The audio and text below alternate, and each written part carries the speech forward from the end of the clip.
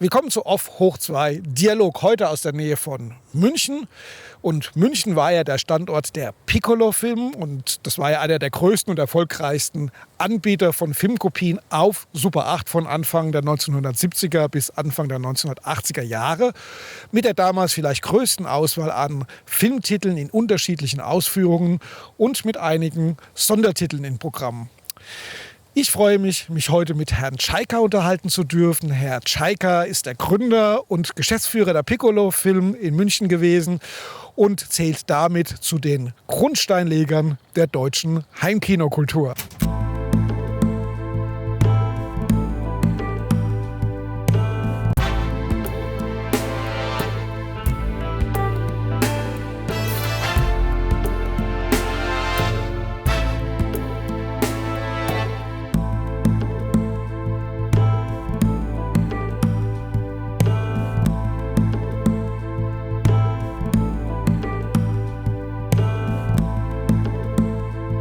Guten Tag, Herr Tschaika. Vielen Dank, dass Sie sich für das Interview Zeit nehmen. Gleich meine erste Frage, und die handelt von der Gründung der Piccolo-Film. Wann haben Sie denn die Piccolo-Film gegründet und wie lief das ab?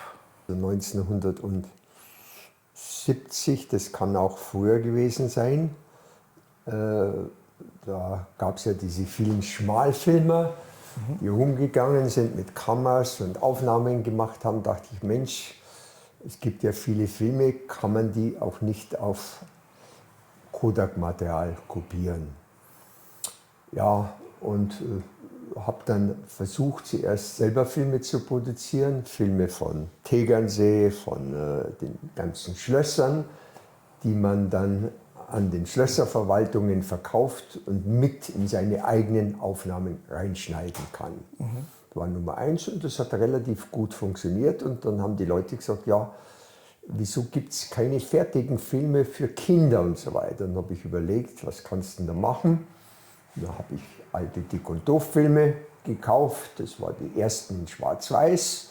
Die haben wir rausgebracht. Dann war das nächste. Ich bin ja eigentlich kein Filmmann in dem Sinn, sondern ich bin ein Verkäufer. Ja, bin damals zu den gesamten Warenhäusern gegangen. Das war Hertie, Karstadt, Horten und Kaufhof. Da musste man gelistet werden. Und habe dann eine Listung bekommen. Dann haben wir so einen eigenen Ständer kreiert, in dem unsere Filme in der Fotoabteilung waren.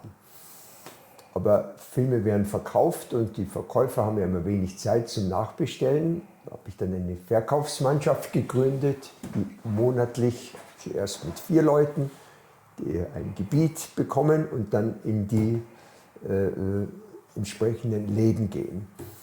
Dann wollte ich auch in den Fotofachhandel gehen. Da habe ich mir eine Firma rausgesucht. Das war damals der größte Filmprojektorenproduzent. Das ist die Firma Eumig. Die haben für uns letzten Endes den Vertrieb gemacht. Dann war es auch etwas, was Sie vielleicht noch nicht wissen, was Sie auch mitgemacht haben. Und zwar gab es ja viele Leute, die haben einen Film gedreht und wollten davon eine Kopie haben. Die konnte man machen lassen bei Kodak, aber das war sündhaft teuer. Und da habe ich die Firma Cololux gegründet und dann haben wir einen Versandbeutel gehabt mit einem Gutschein. Den hat Eumig an den Fotofachhandel oder an die Warenhäuser verkauft.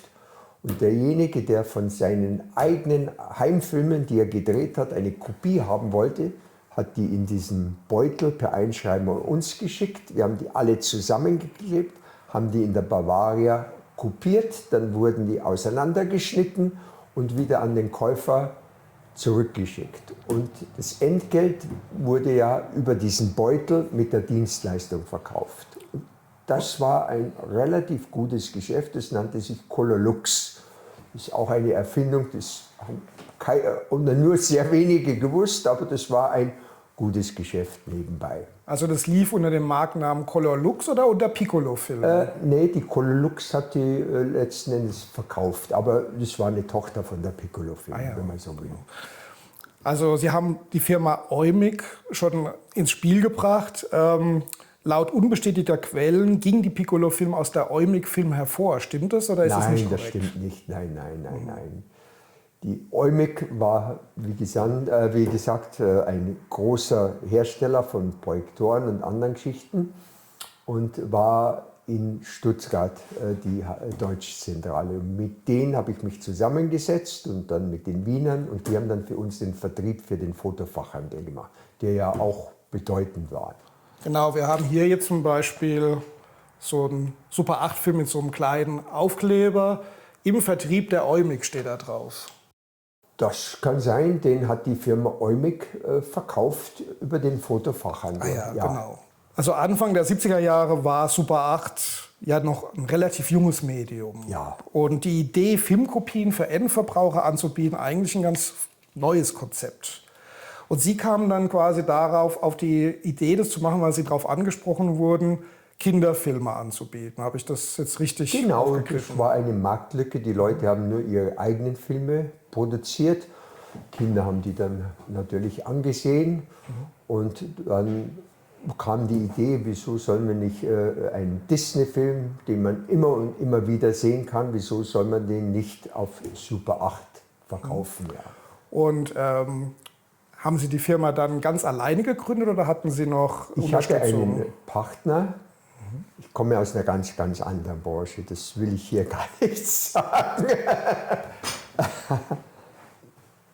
Aber wenn das wichtig ist, ich war ja einmal das bestbezahlteste Fotomodell. Ach was. Ja, aber das war etwas, was war eine, sagen wir mal, interessante Geschichte, die hat mich aber nicht erfüllt, aus dem einfachen Grund, ich habe nichts getan, stand nur da mit hübschen Mädchen und habe viel Geld bekommen. Und ich bin einer, der will Leistung zeigen und dann entsprechend verdienen. Und für nichts tun und Leistung und Geld zu bekommen, das war etwas, das hat mir eigentlich nie gefallen. Und ich habe auch relativ ungern gemacht. Okay, spannend. So kam ich in die Filmbranche. Ja, und dann hatten Sie einen Partner. Wer ist das gewesen? Der war Heinz Neubert. Der hat damals die ersten Karl-May-Filme gemacht und war dann in seiner Firma und habe dann, weil ich gut organisieren kann, als Aufnahmeleiter fungiert, war bei den Karl-May-Filmen mit dabei. Das ist eigentlich sagen wir mal, Gabe, dass ich auf Leute zugehen kann und sagen, willst du das machen, organisieren, Drehplätze, Absperrungen und so. Das war halt wie ein Aufnahmeleiter das zu tun hat und dann stellvertretender Produktionsleiter. Ja, insofern, so kam ich in die Filmbranche rein. Und Sie haben zusammen dann die Piccolo-Film gegründet? Wir haben dann die Piccolo gegründet, wobei sich mein Partner wenig darum gekümmert hat. Okay. Ja. Der hatte mir die Kontakte gemacht, wie zum Beispiel zu Arthur Brauner und so. Der kannte da die ganzen Filmproduzenten, von denen wir dann Rechte gekauft haben. Das war insofern gut. Und wie haben Sie das Know-how reingebracht? Weil ich meine, das war ja was komplett Neues. Naja, ich hatte ja eine kaufmännische Ausbildung. Insofern, ja. Also auf der technischen Seite. Also ein Studium Betriebswirtschaft gemacht und insofern hatte ich schon eine kaufmännische Ausbildung, wenn man so will, ja. Ja, aber ich stelle es mir halt technisch auch anspruchsvoll vor. Ja? Ja, nein, wenn man einigermaßen gut drauf ist, kann man sich das gut aneignen. Okay. Mit wie vielen Mitarbeitern haben Sie denn die Piccolo-Film gegründet? Also wie viel waren das ganz am Anfang? Ja, am Anfang 3 und zum Schluss sind wir 25, 30 Leute gewesen. Ja. Das war der Außendienst, der Innendienst und die Piccolo hat immerhin einen Umsatz gemacht, damals von 10, 15 Millionen D-Mark. Das war für die damalige Zeit eine Größenordnung. In welchem Zeitfenster? Pro Jahr.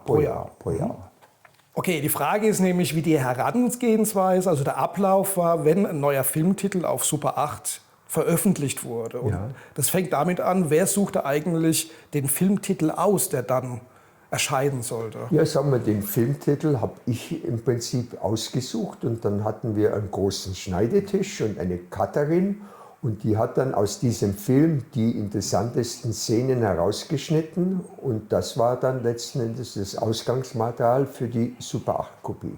Und nach welchen Kriterien haben Sie den Filmtitel ausgesucht?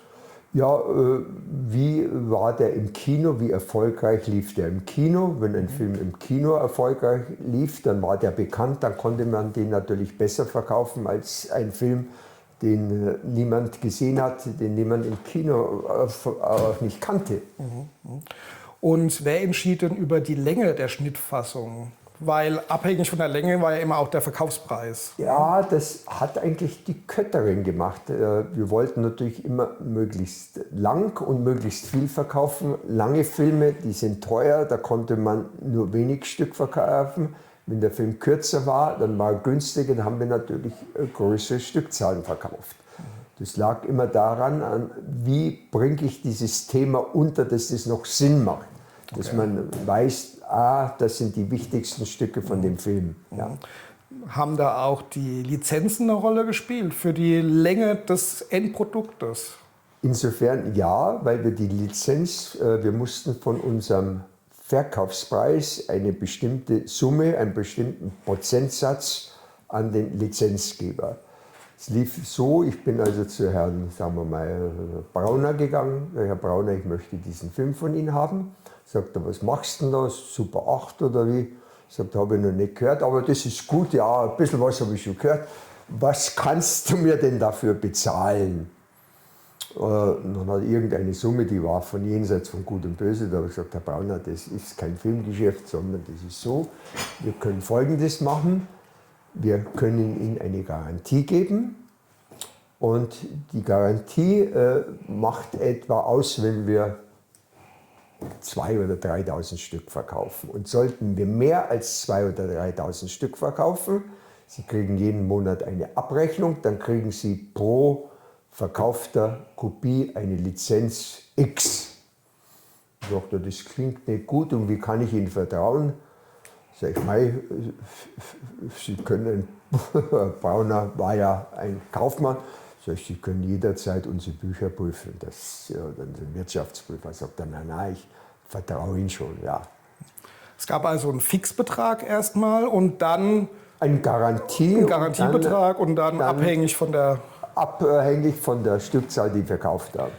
So, wie haben denn die Filmproduktionen darauf reagiert, also gerade am Anfang, als Sie gekommen sind und gesagt haben, ach, ich möchte jetzt da mal aus dem Kino rausholen, die Filme, und ins Wohnzimmer stellen? Eigentlich sehr positiv. Ich war ja auch der Erste, war damals Ende 20, bin nach Amerika gefahren, zur Columbia und habe gesagt, wer ist denn hier der Chef? Mit wem kann ich reden? Was willst du so ungefähr? Sag ich, ja, ich möchte von euch Filme kaufen, die wir dann auf Super 8 oder auf Normal 8 rausbringen. Ja, und dann gab es irgendeinen, das war natürlich nicht der CEO, sondern der Assistent oder der Assistent von dem Assistenten. Dem habe ich gesagt, ich möchte gerne die und die Filme haben. Da hat er mir einen Katalog gegeben, sagt er, such dir mal 10 Stück aus. Wir versuchen das mal mit 10 Titeln. Was für eine Garantie kannst du uns bezahlen, welche Royalty? Und dann habe ich denen ein Angebot gemacht, konnte die überzeugen. Und dann haben wir das entsprechende Ausgangsmaterial bekommen oder wir haben das Ausgangsmaterial hier vom Filmverleih bekommen, haben dann eine Kopie und aus dieser Kopie haben wir uns dann die Szenen rausgesucht, geschnitten und daraus wurde dann dieser Super 8-Film. Wissen Sie noch, wie hoch die Lizenzkosten an einem konkreten Beispiel waren? Die lagen immer beim Verkaufspreis zwischen 10% und 20%. Ah ja, okay. Ja. Sie haben vorhin gesagt, Sie hatten eine Cutterin. Ja. Also das heißt eine Schnittmeisterin und die hat dann letzten Endes sämtlichen Filme von Die war ausgelastet, weil wir auch noch einen Vertrieb in Frankreich hatten. Die musste Französisch sprechen können und hat diese Filme über Eumig in Frankreich vertrieben. War das erfolgreich? Weil haben Sie vielleicht auch noch vorgehabt, in andere europäische Länder zu gehen? Oder? Ja, wir wollten in Italien, da gab es aber dann schon eine Firma, mit der wollten wir zusammenarbeiten. Aber Italiener sind sehr nett, die können gut kochen, die verstehen was von Mode. Aber so das Super 8-Geschäft, die machen auch gute Filme, aber das hat nicht funktioniert, diese Kooperation. Da war, sagen wir mal, hat die Chemie nicht gestimmt, sonst hätte ich das gemacht. Aber Frankreich war erfolgreich. Frankreich war für uns erfolgreich. Worauf wurde denn beim Schnitt geachtet? Also nach welchen Kriterien wurde so ein Film runtergeschnitten? Dass dieser Film noch Sinn macht und die Handlung in einer Kurzform wiedergibt. Im Prinzip war das eine Art erweiterter Trailer. Und wer hat dann das Ergebnis kontrolliert? Waren Sie das oder hatten Sie da Mitarbeiter? Ja, die hat den Film fertig gemacht und dann hat Dr. Tschaika oder wer immer das war, unser Verkaufsleiter, ich habe mir das so und so vorgestellt. Ich habe hier eine Version gemacht und dann noch eine zweite. Was halten Sie denn davon? Und dann habe ich gesagt, ja, das gefällt mir eigentlich recht gut. Kann ich die zweite auch noch sehen? Sag ich, jetzt habe ich ein Problem, weil beide gut sind. Spannend. Ja. Spannend, spannend.